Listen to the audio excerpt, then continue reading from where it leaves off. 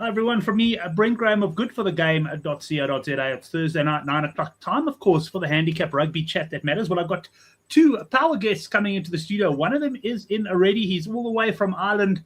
It's the Admiral. Connor, how are you, man? Welcome back, and how are things going your side? I imagine you're back at your studies. Yeah, how's it, Brent? Yeah, let's be back on. I'm back in college now for 3 or 4 weeks now, and 6 Nations is back, which is always good. This is a nice time of year. Not a great start last week for us, but I think we'll bounce back this weekend. And the Super Rugby's back, which I don't think anyone up here seems to care up in Ireland, but I do. I quite like it, and I'm looking forward to it. I'm not sure if you've heard. I'm not fully sure if it's going to be on TV this year, even in the UK and Ireland. It sounds like they've sorted something out, but a couple of days ago, no one had a deal, as far as I know. I'll find out tomorrow morning when I turn on the TV if I'll be watching it on the TV or on a dodgy stream. But yeah, good to have it back. I think we've said this a few times that the punters quite like Super Rugby, and obviously the Kiwis and the Aussies. No, exactly. And it's interesting you say that, because I saw a tweet, but then when I went and had a look for it again, it was gone. It was old Henrik Swart, the Undertaker, was saying to SuperSport, I can't find it on the schedule. Are you not covering it? And that's all I've seen on it. So maybe someone in the live chat can let us know if it is in South Africa. I imagine it is. I know before some of SuperSport forget to put these things on the schedule, but yeah, I'll be very disappointed if we're not getting coverage. We'll have, as I say, the Mossman coming in. Let's just say how's it to a couple of the guys in the live chat. JJ joining us there, and David Furlong. Hello, lads. Super Rugby, let's go. Someone else who's looking forward to it, clearly a punter as well. Prashak, welcome to you as well. I can see something happening down the bottom of the screen, and I've got a little notification that's popped up. How's it, Peter Paul? I see you also joining us. SuperSport is showing it. Great news there from JJ. And also great news is that we welcome a man from New Zealand, the Mossman, into the studio. Mossman, great to have you back on the show again. You're looking forward to Super Rugby, no doubt. Yeah, absolutely. Yeah, I actually figured if I turned up a couple of minutes late, we'd still be only sort of quarter of the way through Oracle's opening rant. So, as it turns out, I haven't missed anything. I must say, I dropped Oracle the old message earlier. I said, "Sorry, Oracle, you're getting benched. You're getting benched tonight."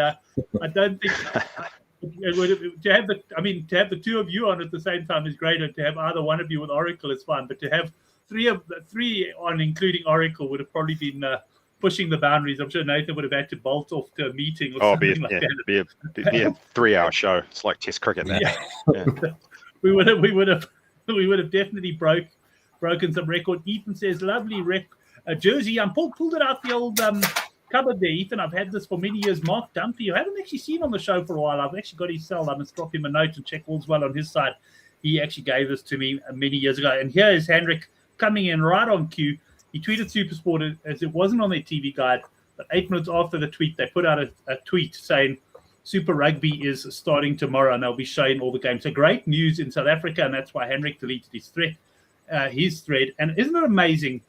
Elon Musk bought Twitter, and he renamed it and everything, but everybody still calls it tweets and Twitter. Quite unbelievable, because that's been quite a few years.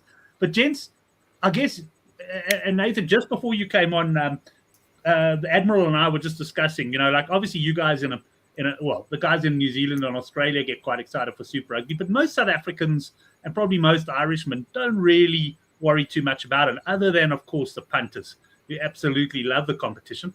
But I imagine some excitement building there. I mean, we did chat about the long terms last week. It's the usual suspects, but looking forward to getting going, I'm sure.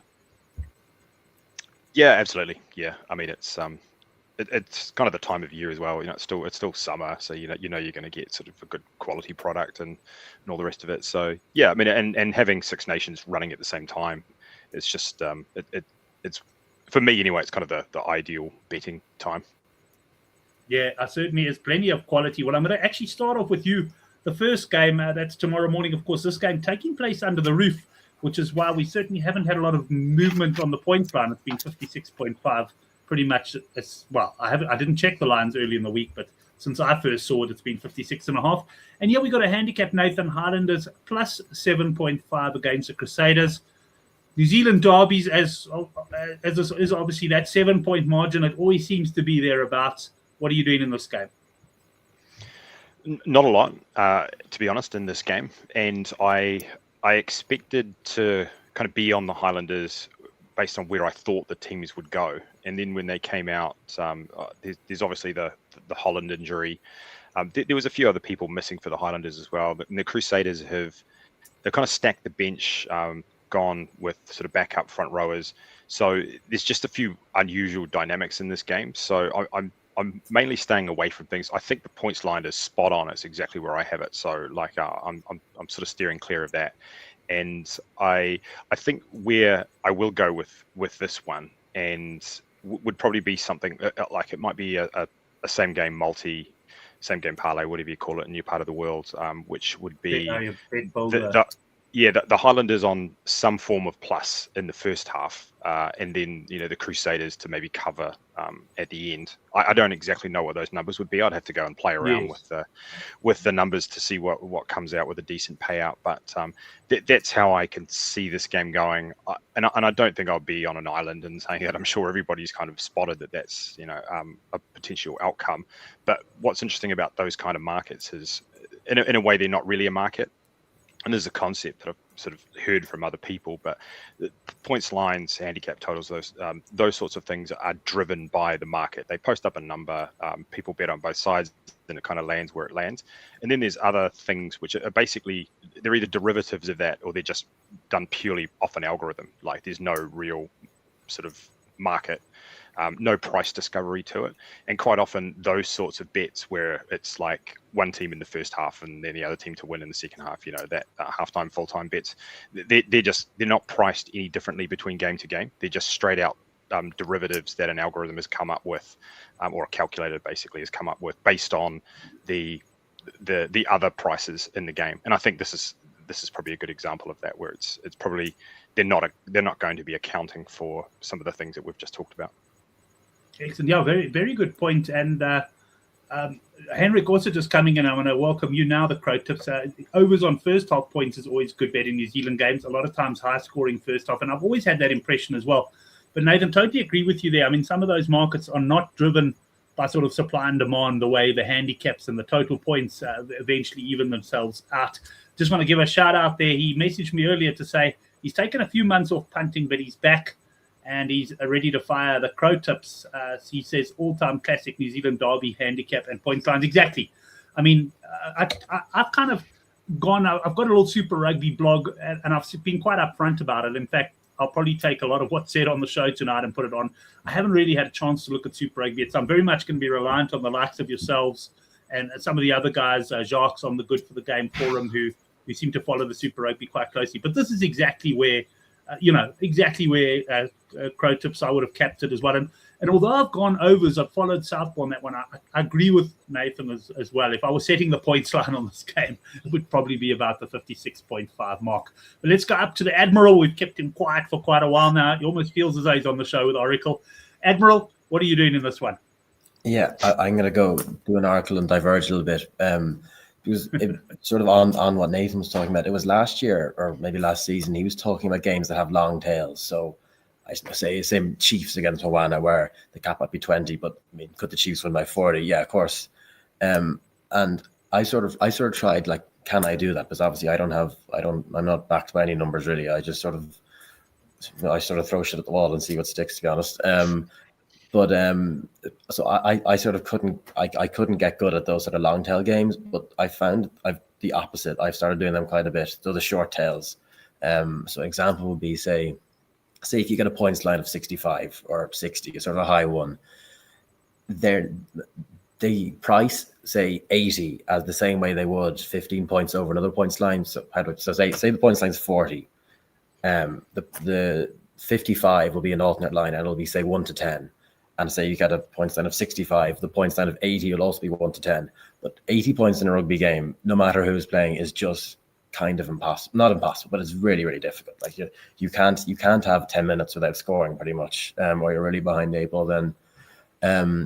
So yeah, they are something sort of the same game multis, bet builders we call them, that I've been doing a lot more this season. I know Crow Tips have been doing them for a long time. But yeah, I think that's something he'll hear from me a lot more this season, but not in this game. This game, I do like the Crusaders. that number has changed, I think, about half an hour before the show. It's -6 now on 365 and with the Crusaders, and I think that's probably the number that I like it enough to take. Nathan was saying no Holland, obviously. I think no Holland at all this season. And the other one who I always look at for the Highlanders is Renton. His first name I forget now. Is it Hugh or something? Anyway, Hugh. Yeah, I think he's. I don't think I've ever been in an All Black squad or even a Maori All Blacks or something like that. But I think he's a really good player and quite important for the Highlanders. I'd say it's him, Holland, and De Groot, the three forwards I'd always look out for. And they only have one of them there.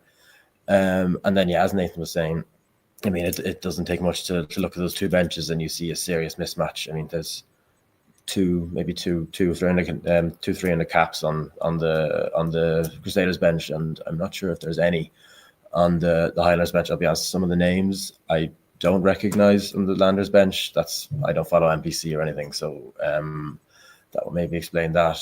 So yeah, I like the Crusaders here, not strongly, but a unit, maybe unit and a half. And if you're up at 7 or 8 in the morning tomorrow, and you can watch it, if this is a level game at halftime, you'll get a -3 or -4 on the Crusaders. And I mean, you'd be it would be tough to argue against that. So yeah, Crusaders, either pre-game or halftime for me. Right. Johanna's coming in, Highlanders plus.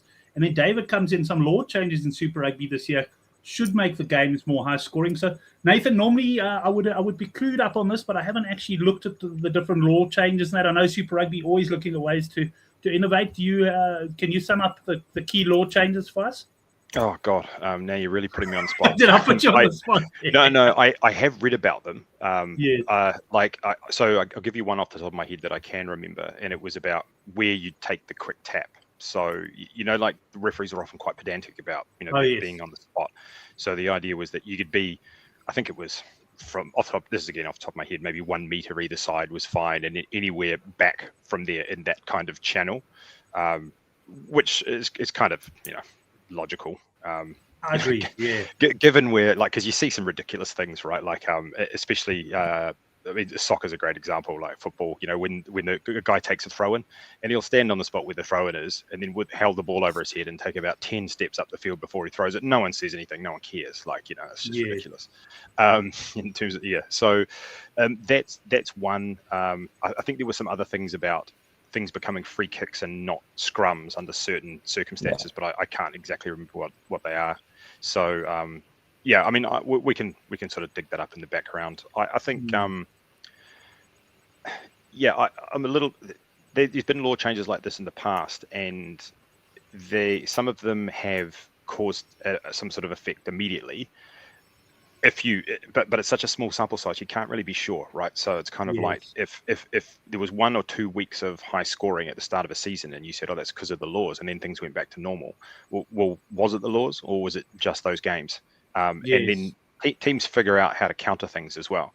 Because for a while, I remember, I think one of the laws from 2 years ago, or maybe it was 3 now, was the thing about the halfbacks having to stand back from the scrum, all of this kind of stuff. And the idea was that, the number 8s now are going to have a clear run up, and that's going to do, this and that. And to be honest, it never really eventuated. No one talks about that anymore as being a driver of scoring. And I think a lot of these things are. The other one was, I think, being able to carry the ball back into your half.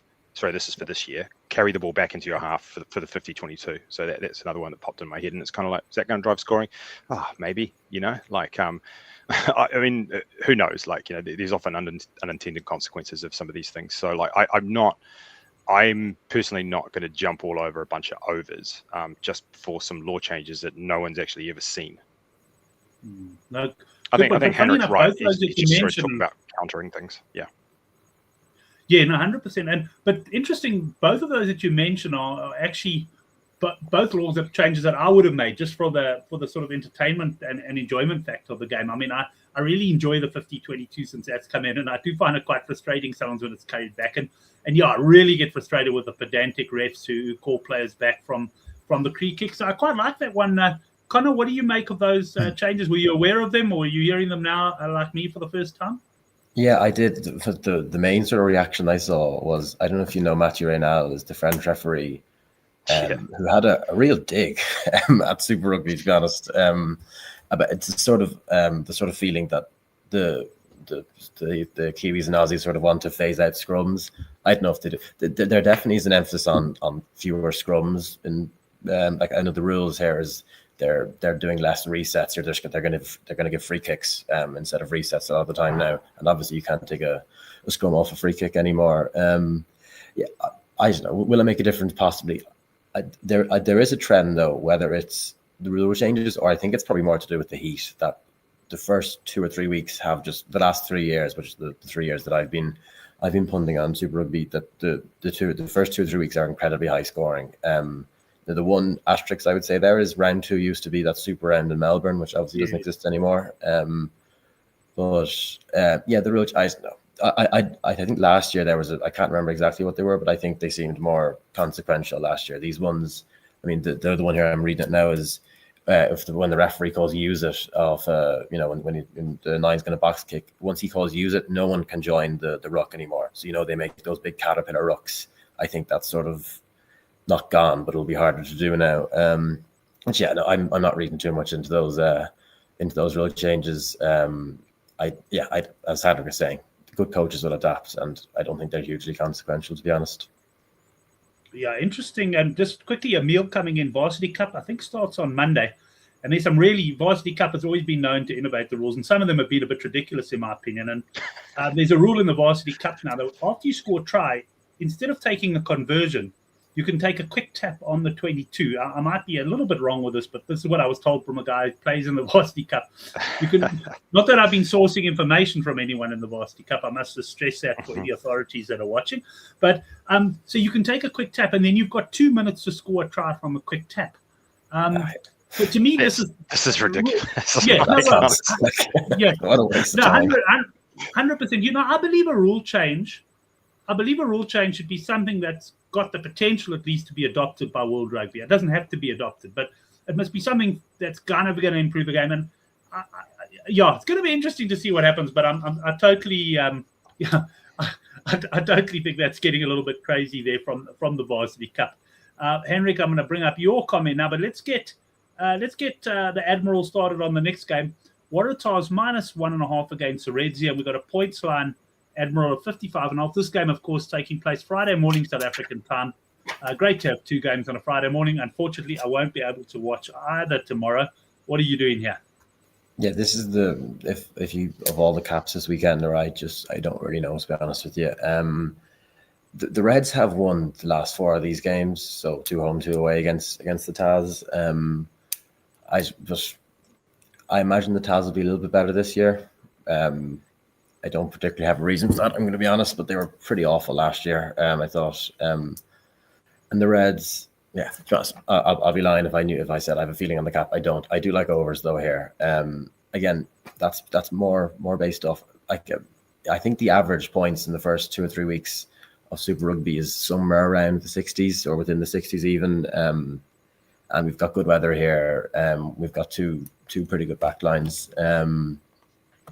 To be honest, it's more just to play on what's the trend of the last 3 years, where if you get 2 teams who can at least string a few passes together, you're probably going to get a high scoring game in the first 3 rounds.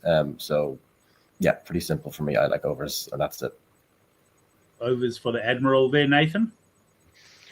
Yeah, I think the points line is actually well set. So I'm kind of to some extent taking a bit of a wait and see around points. I'll definitely be getting involved in future weeks, but as I said, like the number I've got is right there with this one. So and I did it's interesting because I did some analysis on week 1 scoring. I couldn't find anything really definitive. Like I know that like over the kind of history, not the full history obviously, but I think since sort of 2012 onwards, and even in some slices that are more recent than that week 1 was actually a bit lower than some of the early week scoring. And if you wanted to construct a narrative around that, you could say that players are unfit, maybe the game sort of slows down a little bit in hot conditions, maybe the combinations aren't there. There's probably a variety of different things. So I don't know. I couldn't say definitively. And again, we're probably talking about quite small sample sets because, you talk about 5 games. There's a whole raft of reasons why, especially when you're talking about averages rather than perhaps medians, because all it takes is like, Moana, Drua, 80 points in one game, and all of a sudden your average is way off. But on the cap itself, I don't have a super strong feeling because there is a lot of turnover in both squads, but I still think that the Reds are better. And they did open as favourites in this game, and then obviously that's swapped. And I personally, I think that's wrong. I still think that in the forwards, at least, the Reds have got the cattle there. They've got close to a kind of a full strength forward pack, and some decent guys on the bench in those positions as well. I think they could just grind the Tars down. The Tars and the forwards, I think, is where they seem weakest. Like when you kind of went through the list of people that are missing or have moved on, like Angus Bell and Tupou and these kind of guys, the front row especially. That's where they really look like to me like they might be struggling a little bit. So the back lines themselves are fine. You probably both teams are a bit short at 9 and 10, which again, like to me, doesn't sort of bode well for high scoring necessarily, because I think you need good combinations in those positions as well. So I don't know, a few unknowns, but I would at the current number I would still take the Reds to win. Right, the Reds slight underdogs there now, as Nathan said, that one's had a bit of a turnaround. Nathan, we'll stick with you for the next game. I think it was the Admiral mentioned 80 points, or maybe you mentioned the 80 points, I think it was, when you were talking about averages in the Drua Pasifika. Well, they happen to be playing each other. And I think from memory, they have had some high-scoring encounters over the years. The Drua here, -9.5. Pacifica underdogs. And we got a points line of 61.5. I did see some 62.5 when I first looked. So it's actually come in a point on Bet Exchange, the bookie that I'm using at the moment. What are we looking at here, Nathan? Yeah, well, I mean, we're going to spend all season, right, talking about conditions in Fiji, and it's such a wild card. Because a lot of these games go way under, and some of the times it's rain, but some of it's just like the attritional nature of playing in these hot, humid, tropical kind of conditions. Personally,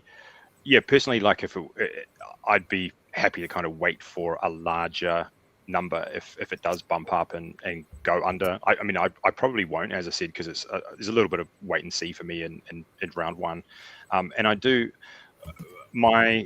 just numbers wise, I do favor the Drua, but again, I'm just a little bit cautious as well, just because some of these, it's a little bit new look for both teams. There's been quite a lot of turnover in both squads. Never quite sure what to expect. But if I was going to bet the handicap, it would definitely be the Drua minus. But whether I actually do get involved or not at this stage, normally if I get to this stage of the week and I haven't made a decision, it's probably a good sign to set something out. Yeah, not to get too involved. Just a quick welcome to El Mozzie. That's Alan Moskrop, I imagine, Southpaw on the Good for the Game forum. It's great to have you watching the show live, and no doubt you got a few horse racing tips for the punters on the Good for the Game forum this weekend as well. Right, up to you, Admiral, for this game. Are we looking at a high-scoring fixture here? I don't know, and I'm not going to be involved in the points, to be honest. There has been high-scoring games, and there also hasn't. The weather. We've said this a million times, but I checked the weather. It looks fine, but who knows? To be honest. It's the important thing with the Drua is there's home and away games. So for the Drua, there's away Suva and Lautaka, and this is Lautaka, and there's a massive difference. Away they don't win. Suva they win as much as they lose, about 500 to borrow an American term. And then at Lautaka they don't lose essentially. I think it's, I have it written down. I think it's 8 or 9 on the bounce in Lautaka with some proper wins. Yeah, I have it here. The record in Lautaka is seriously good. I mean, last year they only 3 games here. They won all of them. They beat the Chiefs, they beat the Taz well, and they beat the Force very well. And then you go over to Suva, 2 losses and a win. And on Moana, I didn't think before last season, I didn't think any forward could have as much impact. One forward could have as much impact on a team as Artie Svea did last year. I mean, it was obviously he's one of the best players in the world, but it's like the whole his aura to use that word. It seems like he seemed to make everyone play better, and I mean his performances on his own. Yeah, I'd never seen anything like that. To be honest, from like you can imagine maybe a DuPont or a grade 10 doing that, but forward, I mean, they can only. I would have said they can only do so much, but he did a lot more, and he's obviously gone, and he's not the only one. The main team is still there from last year, but they lost both the starting centres, whose names I now forget, but they both of them are gone, and they've lost a sort of bit of depth in the pack. And you can say the same with the Drua, but I actually like the Drua signings a bit more. I have them up here. They signed the Northampton second row. I won't try the name, but a very, very good player. And then the other one, they've signed Virmi Vakatawa. I'm not sure if you remember him, but he used to play for France. Very good in his day, but I don't know. That could end up being a great signing, or it could end up looking a bit like Julian Savea, where he's a bit of a shell of what he was. And another one, the last signing was Isaac Fines, the four scrum half. I always had a bit of a soft spot for him because he's not amazing, but I like their signings more. The Moana haven't really brought in anyone hugely of notice for me, and I think we're going to see a big regression from this year. I think Surveyor alone was worth 7 points from every game. And this game, if this game was last year, I think that's probably 8 or 9 is about the right cap. But I would say possibly an improved Drua or maybe similar Drua against Moana, who've regressed a fair bit, would be my prediction for this year. I'm going to take the Drua. Right, just looking at the live chat for Reed joining us there, and Alan just coming in with a first try scorer play. Caleb Tongitao, I don't know if I pronounced that right. That's obviously in the first game. That's tomorrow morning, the Highlanders up against the Crusaders.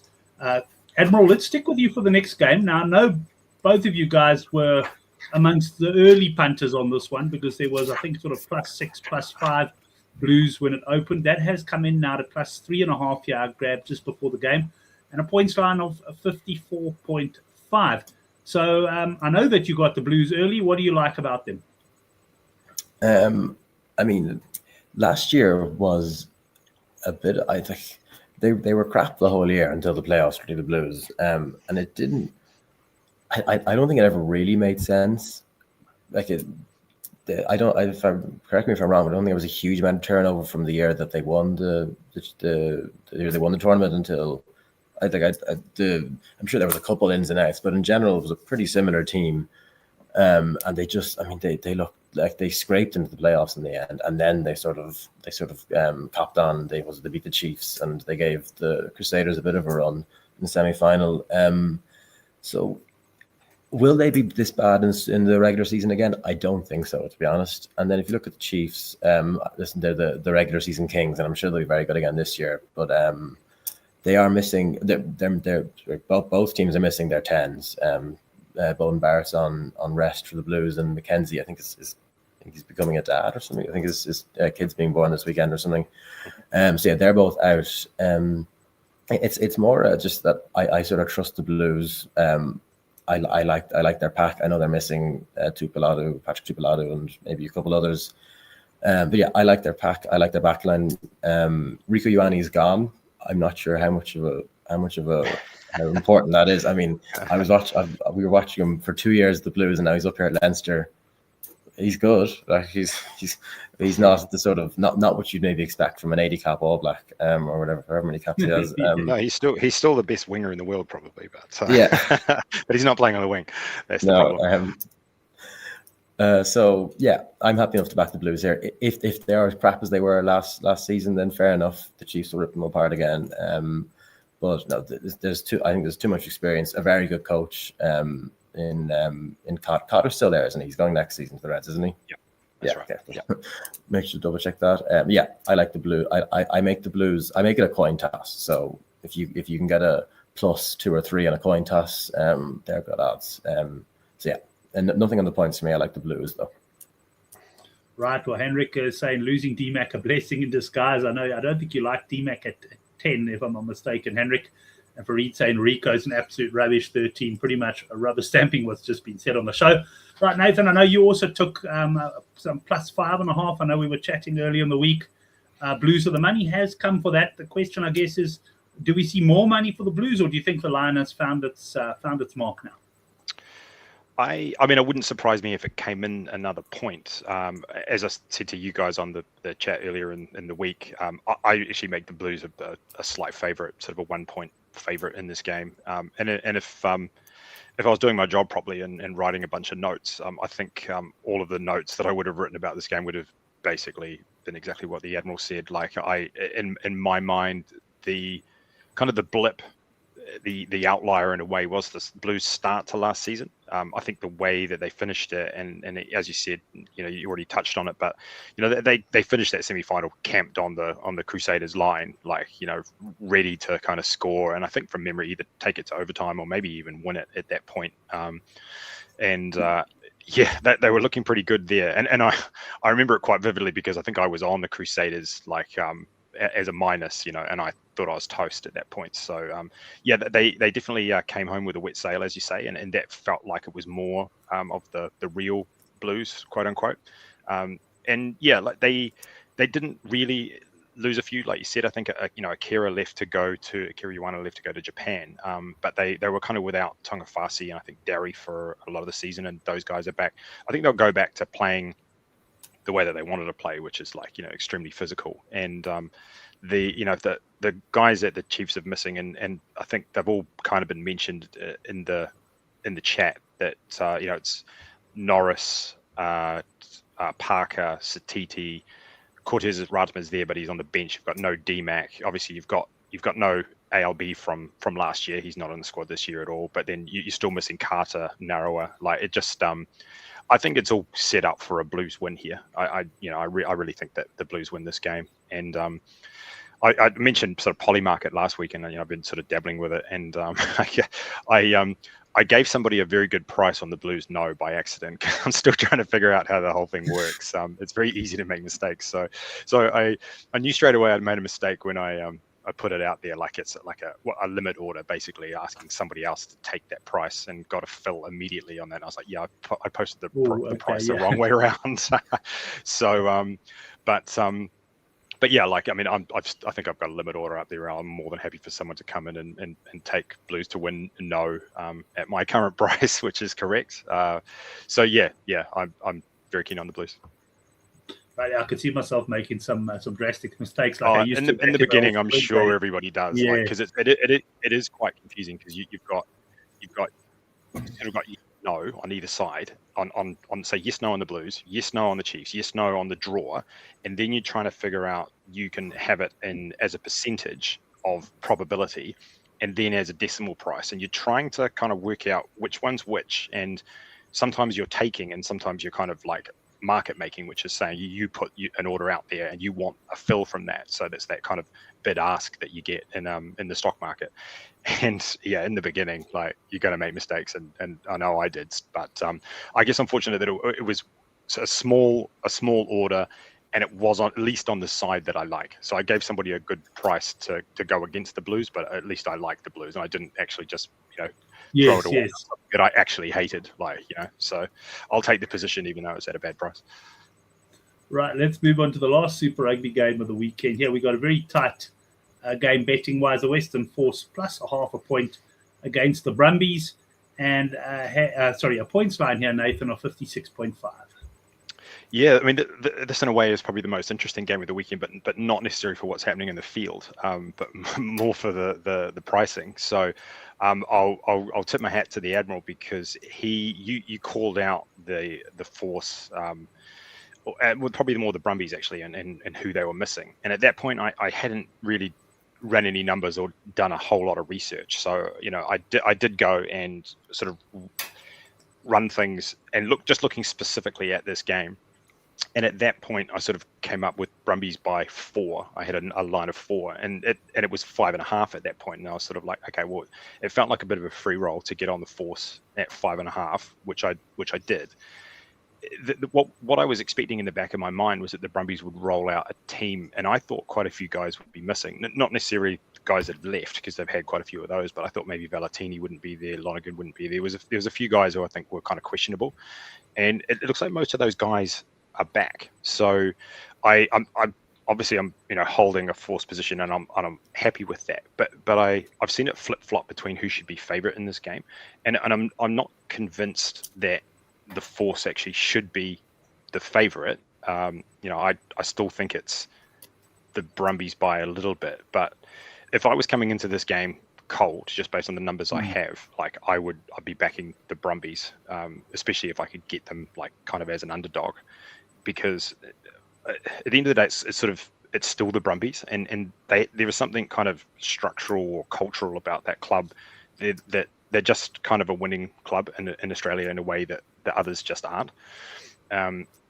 So there's that. But yeah, the actual line move itself was kind of fascinating to me, because that 5.5, and I could see from your chat group, Admiral, that you'd given that game out, and like I've got massive amounts of respect for your opinion, and I think your opinion should matter in the market. But what's interesting, right, is that it was one person's opinion, which is yours and your amount that you put into the market in terms of your bet. But then there's 50 other dudes that are piling on, right? Like, and so you're getting this shift, like from where it was to something else, and like and if it was the NFL, like maybe Billy Walters could move the line by 3-4 points, or if it was Tony Bloom in the Premier League or something. But it shows how fragile these markets are, right? Because that's an enormous move for one person's opinion. As I said, like, no disrespect, I do respect your opinion, but it's a weight of money that's not backed by the opinions of many people, if you know what I'm saying. Yeah. So I'm not saying you'd ever do this, but one of the things that Billy Walters was famous for was dummying up the market, right? Like betting the price in one direction somewhere where he knew it would move the screen, and then coming back in the other direction on the price he really wanted. So there's I'm not saying you'd ever do this, but if if you ever wanted to, come talk to me. So it's just interesting, because I'm not sure that the current price is something that I agree with. So, but I'm happy to kind of hold the position that I've got. Well, Connor, it's going to be interesting to see what you come in with there. Obviously, knowing you're on the plus there, and that the fact that, and I hear first of all exactly what Nathan's saying, because you've got an opinion, and it just so happens you've got a following as well. So a lot of the money that comes down is people basing it purely on your opinion. So it's still based on one opinion, which is, and there are probably more guys out there with the same opinion. But it is an interesting way of looking at it. The markets is a little bit fragile. I haven't heard that word before, but I like it. What do you what have you got on this game? What have you got to say on this one? Yeah, it is the most interesting game, but from the market thing, just on the dumbing the market thing, somebody actually accused me of that once. I don't do it, but it was for I think it was, I might be wrong here, but I think I was told I was working for a Chinese betting syndicate, and I was flipping the market for them. Right. I mean, if there was a Chinese betting syndicate who'd like to pay me millions of yen or whatever they use over there, I'll do it for them. But no, unfortunately, I'm not dumbing the market for anybody. The reason I took it on Monday. These lines have been open for 2 or 3 weeks, and I had wrongly assumed that there had been that there was a little bit of depth to them at this stage, and that it was sort of maybe equivalent to maybe a Wednesday or a Thursday on a sort of a mid-season week, if you get what I mean. That wasn't the case. Clearly, no money was on it at all, because I posted it, and then I think I looked half an hour later and it was +1. As Nathan says, it's one guy's opinion, and it's, I mean, a guy not from that part of the world. So I mean, like, I'm looking at the ins and outs at the moment, and I can see, I know who Tain Edmund is, but there's a lot of names from the Canberra Royals or from Waikato. I don't know who they are, I'm going to be honest with you. So yeah, it seems like I flipped the market for like 4 or 5 points with not perfect knowledge. But yeah, I mean, I still like my +5.5. but yeah, I think Nathan's point about sort of the Brumbies culture to go to the NFL. I always think of the Pittsburgh Steelers. I don't know if any of you follow NFL, but the Steelers, they don't win, but they consistently get into the playoffs. They finish 10-7 or 9-7 when it used to be 16 games. You get in the playoffs, they might win one game Mike Tomlin, right? Never had a losing season. So yeah, he's exactly, always, and that's the feeling. 8-7 or whatever it is, Yeah. And so that's always the feeling the Brumbies like. They just seem like they're grown-ups who run it, and maybe they don't have the bodies or the talent that the Kiwis do to get them over the line. This season, I think they've had a bad off season. They lost. So Tom Hooper, I'm a huge fan of. He's gone to Exeter. His buddy Len Ikitau, who I think you could make an argument that he's the best inside centre in the world. He mightn't be, but I think he is one of them. He's in the conversation. Sure. Yeah, yeah, definitely. They lost Noel Olasio. I never loved him, but he is probably the Australian 10 when he's not injured. We'll see if Les Kiss wants to change that, but anyway, lots of Australian caps. They lost the backup 10, Debrazini, who was a pretty solid player, and they brought in 10 Edmund, and I think he is crap. So he's Australian 10. I don't see the hype with him. I've never really understood it. It's him and Carter Gordon. I look at them. I don't really see what other people are looking at. There's other people who they know far more about this game than I do, obviously. But Edmund and Carter Gordon, who is back in Super Rugby. I've never seen it. And then on top of that, they've lost for, I think I saw someone say it was half the season that Alan Alato was gone. Sort of the leader of that front row, and then on the other side of the scrum, James Slipper is still playing, but he is pretty much he's nearly entitled to a pension at this stage. So he's not getting better, James Slipper. And then a fullback, Tom Wright is gone, I think for the year, or if not, it's just for a while. He did his ACL in the Rugby Championship. It's an opinion. Yeah, I'm a huge Tom Wright fan. I think he's brilliant. I watched the Brumbies to watch Tom Wright half the time. I think he's so good. So they're missing all these players. I would make the Force a slight favourite, but I'd be much more obviously I was more confident on my plus than I would at this. You might get evens in the Force to win, but they're a pretty good home team. I don't have their numbers off the top of my head, but I can remember they got a draw against the Hurricanes last year. The Hurricanes weren't perfect, but a good team. I think they might have beaten the Brumbies. That might be right. Anyway. I'm just trying to remember. I think they either pushed them. No, they did. They actually won in Canberra, though. Oh, was it a Canberra? Yeah. Okay, I'll have to get it up here. Yeah. And the one thing I have mentioned, pre-season, you can never take too much from it. The one thing I did see was it was now back in the autumn for us, so the spring for you guys, that they did a Super Rugby Australia tournament, where it was sort of not a pre-season, it was almost like at an end of season tournament you could almost call it, and the Force did win that, and I didn't watch the games, but I'm told they were pretty good. As a general rule, like if you look at the outrights, I think the Brumbies are the worst price of all those outright teams. I think they've lost too many players to be the sort of semi-final team they were. They're still pretty reliable. And then if you look at the Force, I think the Force are second last or third last along the Pacific teams. As a general rule, I like the Force this year, or I like the Force more than Brumbies this year, from sort of how they're rated. I would lean the Force to win, but not confidently. And the overs as well. Sorry, Perth is a desert essentially, or it's surrounded by desert. It's I would be wrong to say it's by far the hottest of all the Super Rugby cities. The Force home games last year, particularly early, pretty high scoring. I like both backlines. I know I was giving out about Ikitau and Tom Wright, but I like the Force backline. I think there's some pretty handy players there. I like the Force here and the overs. Force and the overs. I just saw this comment from El Mozzi.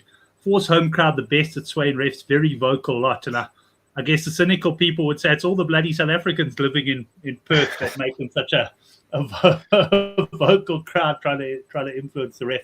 Anyways, guys, that brings us to the end of Super Rugby. We've of course got Six Nations to chat about now. 3 games this weekend. We can touch on some of what happened last weekend as well, and we'll get. Seeing that we're talking about Ireland's game first, we'll start off with the Admiral there in Dublin. Ireland minus 17.5 against Italy, and a points line here of 52.5. What can you tell us about the handicap and also about perhaps the weather forecast for Saturday there, Admiral? Yeah, the forecast I think is meant to be okay, which is anyone who's in Ireland will tell you I actually haven't seen rain like this for like an extended period. Actually, I'm saying I haven't seen a dry pavement in like 3 weeks. It's pretty miserable. But I think the game is meant to be grand weather-wise. Yeah, the cap. Not good last week from us. I was on Ireland, and to be honest, like I think that Irish team, sort of played to what they are. You know, they're a team that's in decline and missing players. The bet was more that the French don't always play to what they did. If the French were 90% or 100% of their potential, then they were always going to cover the cap, and they absolutely they did. I mean, I'm not sure if you remember the second Biabiari try, where Tom Ramos is sprinting after the ball and he like deliberately slices it off his left foot into his. I mean, you can't really defend. You know, when teams are doing that, fair enough. And then I was watching his eyes when he on the replay though, and I think he was looking in the other direction. I think he got it wrong, and it just happened to bounce in the right way. I could be wrong, but you watch his eyes. Unless he was trying to give the eyes and do the kick at the same time. He just put it past him. He seems to do that stuff, and he gets away with it. Like it's almost like he shouldn't. Like he's the sort of guy. I think he sort of soccer kicked it across his own dead ball line once to get it. He does ridiculous stuff, and it worked out for him. And then Italy obviously got the win in the piss and rain in Rome last week. They made so many tackles. I mean, I think that the top five, I'm be wrong, the top five tacklers last round, I think might have all been Italians or something like that. They did a lot of defending, especially in that last 10 minutes. The cap, I don't know, like Ireland just aren't covering handicaps at the moment. Like if you look at their games against tier one or similar opposition, there were some games I think. We put 100 points on Portugal. I think you can disregard some of those games, but Ireland they just look overrated by the bookies. That being said, Italy Italy circled that game against Scotland. I think, let's be honest, a successful championship for Italy is beat Scotland and beat Wales, and whatever happens in these other three games, like we'll give it a go.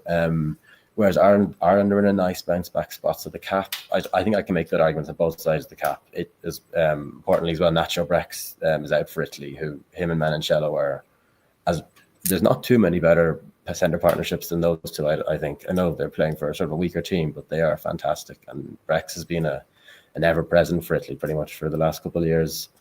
So it's the points I do like. It started at 55 and it keeps coming down. I don't think that's weather related. I think that's just Ireland are a bit like Leinster, where they can hold the ball and they can defend quite well, and they hold the ball and they do f all with it, and they can defend relatively well, which lends itself to unders.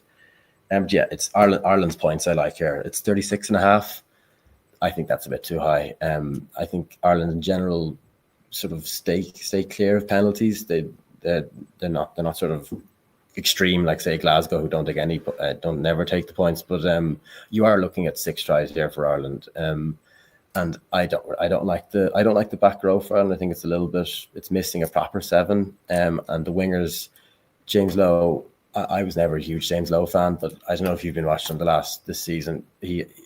I think James Lowe's mum would tell you that he's been pretty poor this season, and he's probably in there on reputation more than form. And then the other wing is Balakoon, who's the Ulster winger, who he's very fast, which is something that Ireland missed. But I'm not the biggest fan of him. And then we've also dropped Tadhg Beirne. He's on the bench, which I think we will miss. For me, Tadhg Beirne's the best player in Ireland. And so even if he gets that half an hour, I think we'll miss him in the first 50 minutes. And then Italy I know they had a bad one against France last year with France. The French put 70 on them, but in general, they've gotten a lot better in defence under Quesada. They're a lot more solid. And if you look, and then Ireland's attack, of course, I was mentioning, it's kind of turgid, to be honest. It lacks sort of the ball carriers and the 10 that it had a few years ago. So yeah, the cap, I can make arguments both ways, but I think Ireland under 36, under 35 even is a good bet. And I see we talked about it last week. You got 3 weeks in a row that the team's going to play this year, which is going to make things probably a little bit interesting because normally we'd have a break next week. I see Italy got a really tough fixture next week as well. They're away to France. I was just having a look. And the reason I was looking, I thought if they were playing Wales next week, I would almost make a case for, they'd almost be prepared to sacrifice the Ireland game, maybe get a few players off early and focus on Wales. But I don't think that's the case when you've got France in Paris or whatever next week, that's for sure. Nathan, what have you got for us in the opener?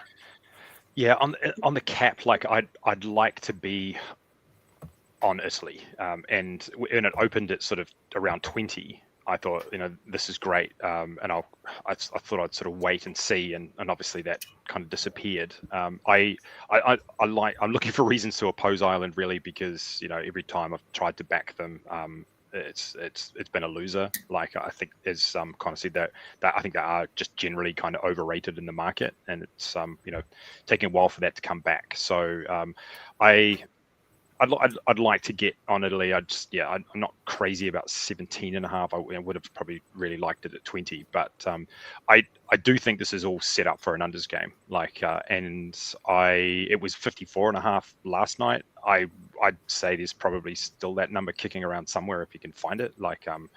So yeah, as you said, like kind of a turgid, like fairly uninspiring kind of Ireland attack.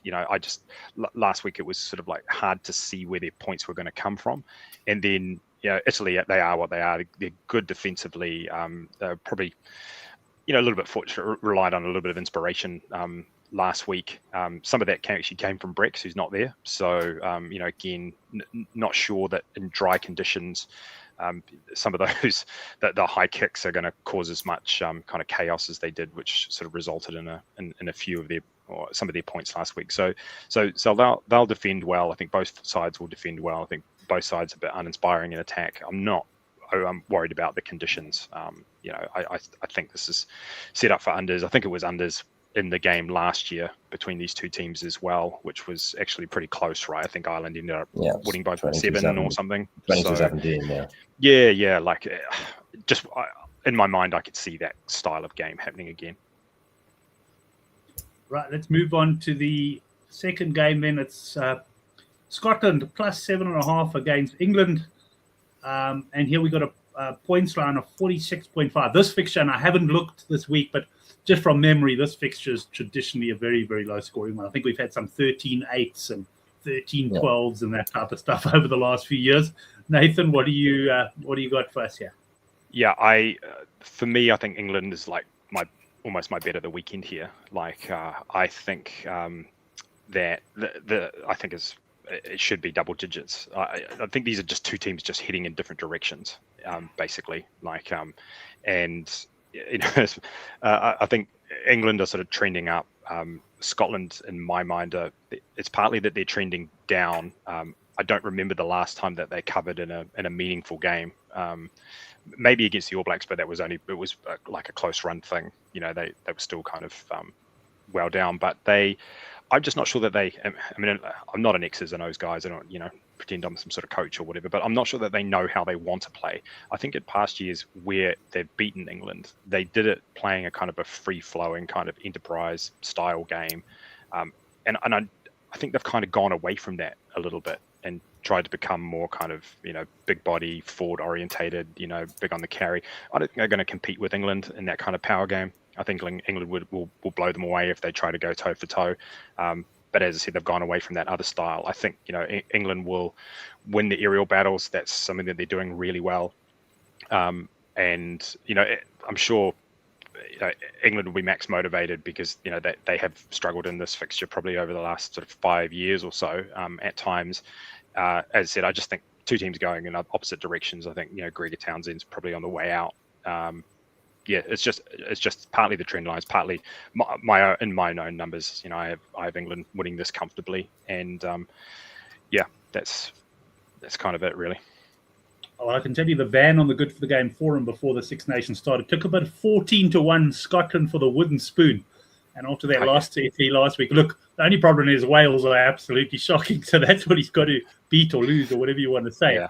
But sorry, I was just going to say, and I do like the over in this game as well. Like I think Overs. England are going to get their points. I was on the over in the England game last week, and the only reason I felt like it didn't get to the line easier. I mean, that did go over, but the only reason it didn't is because Wales were that bad. You know, you kind of need two teams that will come to the party to get most overs. Yes. Yeah, and I think it kind of limped to the over because Wales were just so awful. Like, you know, they had opportunities and just were kind of clueless, close to the line. Scotland will get something out of this. You know, they're going to be roared on by the home crowd, but I think England will be too good, and I think that 46.5 seem pretty low. And what's going to be unusually like good conditions. No rain. I think relatively calm. So yeah. Right, interested to see the Admiral's view on this one. Just looking at some of the recent clashes, yes, there have been some low-scoring ones, but 2 of the last 3 would have comfortably covered this 46.5 points line. Admiral, what are you going to do here? Yeah, I would like to back Scotland here, but the one thing I would say about last week is that's a game that I feel like they always lose, Scotland. Even say, I don't know, whenever 2 or 3 years ago, maybe when the sentiment was a bit higher on them. I mean, they lost the last time in Rome, but like a really, really wet day against a team with a good set piece, they always lose. I know it's Italy, but like they just always lose them. Like that's what they've done. The autumn. I mean, I don't know, there were stages. If you stopped the games at certain times in the autumn, they looked amazing. As in, I think they were 3 or 4 scores up against Argentina, and they had the All Blacks like rattled. I think they were level. A huge comeback against the All Blacks. They didn't go particularly well in the last 20 minutes in general. I think that has been a theme for them. I saw some stat. I'm just remembering it there that they have some awful aggregate score in the last 20 minutes. I'm sure I'll dig it up at some stage. That I think that does line up with the eye test or when you look at the team sheet. The thing that I always look at with Scotland is that there's a good 15 and then there's a pretty bad 8 backing them up. I would like to back Scotland here because they have such a good record against England, but they've left one of the big reasons why they have that record out. I mean, I'm not a Van der Merwe fan. I think he just has single digit IQ, but he has an incredible record against England. Like sometimes that could be it could be a coincidence, but I think he's got 7 tries in 3 games with a hat trick here in Murrayfield last time. I don't think it is a coincidence. Things don't happen. Lightning doesn't strike thrice. And they have, would it be Van der Merwe? He would be against, would it be Roebuck? Anyway, Roebuck or Arundel, I don't think it would be Roebuck, I think. Yeah, Roebuck, I think Arundel, they're both Arundel and both left wingers, on left, so yeah. Inexperienced at the level, I don't know. I think it's a missed opportunity. He has his faults, like he's not particularly good if he has to turn around or he can't kick that well. He's not great on the high ball, but like when he has the ball in hand, I think he's a must pick. Again, for like last week, I understand not picking him because you're almost on the defensive as you're the favorite. You need to not make mistakes. You don't need to sort of find inspiration to win. And in the end, they probably did need him. But this week, I think you need to have a bit of a risk if you're Scotland. Like you're outgunned in the pack. You're outgunned everywhere. To be honest, coach, bench, back line. I think you have to have a little bit of risk. The cap, I don't know. I'm going to stay away from it. It's the unders I do like. I understand the idea that England might pick them off, but I think the game goes in one of 2 ways, personally. I think it turns into a nasty dogfight, and you get a typical Calcutta Cup scoreline. You get a 13-9 or something, because there has been a good few of them. Or I don't think it's impossible that England just run away with them. I think England could win 35-10. Maybe not that drastic, but that sort of where you get that sort of England are just dancing all over Murrayfield and Scotland can't land a punch. I think there's the 2 game scripts that I think are most likely both shout unders. So I'm going to go stay off the cap and take under 46. Okay, I'm going to pop straight down to Nathan because I've just seen a message from him. He does have a meeting starting, so thank goodness we didn't get the Oracle on. Nathan, quickly give us your view then on the final game, the French game of France-Wales. I couldn't touch Wales at the moment. So, but it is a very high cap for a team away, and I think, yeah, it's just a game I think I'll stay away from. Like I said, like I would like the overs normally, but again, it's high, and I'm just worried that Wales will not contribute to that score, and that's the problem, I think. Excellent. Well, Nathan, thanks very much. I imagine your meeting starting in about 20 seconds time at the turn of the hour. Thanks a lot for doing that. No worries. Thanks, Nathan. Right. Cheers, guys. Yes. See you. Right, it's just you and me, Admiral, to end the show. We've got a massive handicap here. But gee whiz, this Wales team. And I mean, I burnt myself on this Wales team. I took a bit of the plus last week, plus 29.5. And I mean, I joked with people at halftime. I said, well, thank goodness I got the 29.5 because it was 29-0 at half time. They only had to draw the second half for me to win my bet. But I mean, in fact, the second half, I mean, England wasn't miles off.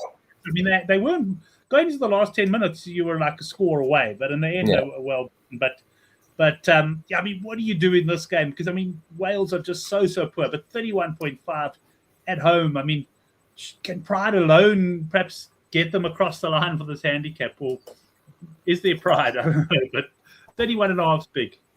Yeah, there might be pride. There's going to be a few empty seats by the sounds of it. I'm not sure if it is true. It might even be in a joke article, but I saw something that they might even be giving tickets away because as sort of a not full Six Nations ground, especially Wales, is not a good look with all going on at the moment. The Wales actually haven't named their team yet, which I would like to see before I get involved, because I mean, some of the I think they didn't help themselves with some of the selections last week. The two centres they had, Ben Thomas and Eddie James, they're like solid URC players, but they were going up against Dingwall and Freeman, and there's a few levels between a solid URC player and especially Tommy Freeman, and it showed. He ran all over them. I would like to see Mason Grady. Listen, it's not going to matter. They're not going to win, but Mason Grady, the Cardiff player, at least brings you a bit of size. I think he's just about an international level player. So I will wait to see, and the pack as well. I'd like to see if there's any changes. That there's no injuries.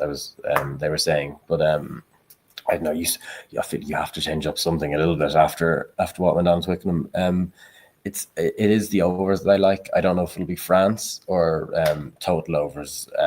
It will depend on the Wales team. If the Welsh team is sort of, I don't know, if they pick a similar team, or if they pick the centres, really, I think they can be in serious trouble. If they pick that same team that went to Twickenham, I would take the French points line. I think it might be 47 or 48. So you're looking. I mean, it's 7 tries, but that's if Ramos kicks perfectly, which is possible. Yes. But it's 8 tries really. But I think, I mean, a good few teams have managed that. So I'll be on an overs, whether it's France or total overs. I'll tell you tomorrow. Right, and just having a look next weekend, I see Wales against Scotland. That could effectively be the battle for the wooden spoon right there and then. So that's a big game for them coming up also at home next week. Johanna Esterhuizen's weekly treble, Highlanders plus 7.5, Blues over 12.5 first half, and forced to win. That comes in at 11-2. And final word for you then, Admiral. What is your best bet of the weekend as it stands? At current prices, obviously you got like the plus 5.5 force early, and you got on the Blues early. But from what's out there at the moment, what is your bigger fancy for the weekend? Six Nations, I go Ireland unders, 36-35, and then Super Rugby. I still think the Blues are pretty good price, and if you don't like them, the Drua on the minus would be my best ones. Excellent. Thanks very much to the Admiral, also to Nathan, who of course had to pop off just a few minutes ago, and then to the guys in the live chat. Lots of activity tonight. Johan will certainly be hoping your treble arrives there. Thanks, everyone. Thanks, Connor. We'll see you next week for the Handicap Rugby Chat That Matters.